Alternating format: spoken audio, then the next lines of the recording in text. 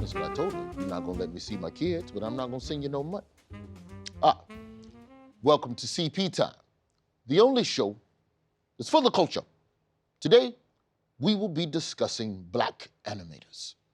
We're in a golden age of black animation right now, with animators such as Aaron Magruder of the Boondocks, or Peter Ramsey, who won an Oscar for that movie about that teenage black boy that was Spider-Man.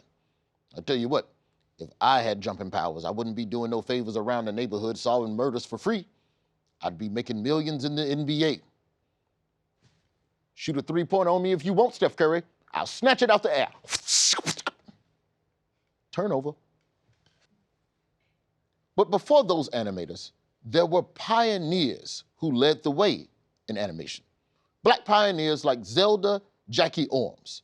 She created 4 comic strips, the most iconic being Patty, Joe, and Ginger, which starred 2 black sisters.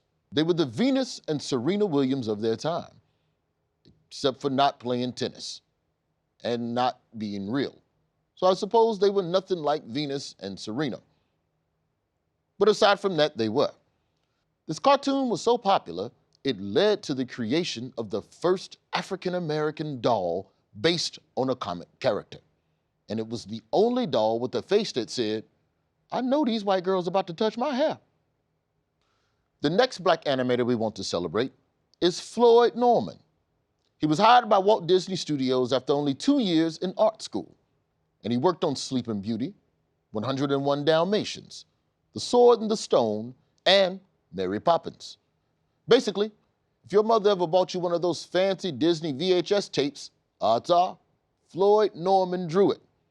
And you'd think he was busy enough working on those movies, but no.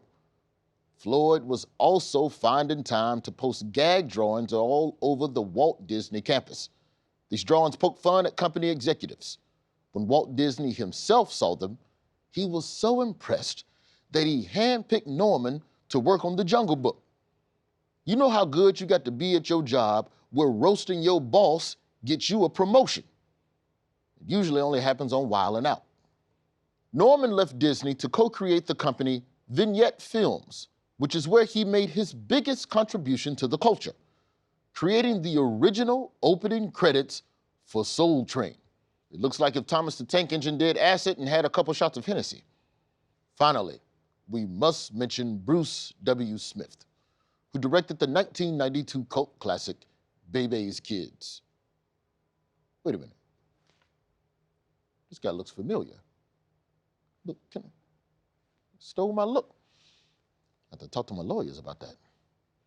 Anyway, Smith was instrumental in animating movies like Who Framed Roger Rabbit, Tarzan, a Goofy movie. And not only did he create The Proud Family, which was Disney's first animated show with a black female lead, he was also a supervising animator on Disney's The Princess and the Frog, which featured the studio's first black princess. His crowning moment was co-directing the movie Hair Love. And I'm very happy that this story got told because it introduced America to every black father's worst nightmare, having to style your daughter's hair. The one time I tried, I messed up my daughter's hair so bad, she got a restraining order against me. I'm legally not allowed within 50 feet of her edges at all times.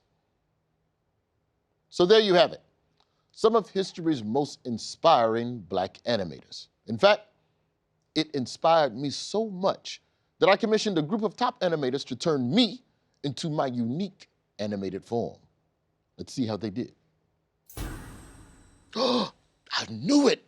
I knew the guy from Bebe's Kids stole my look. Or did I steal his look? Well, that's all the time we have for today. I'm Roy Wood Jr., and this has been CP Time. And remember, we're for the culture.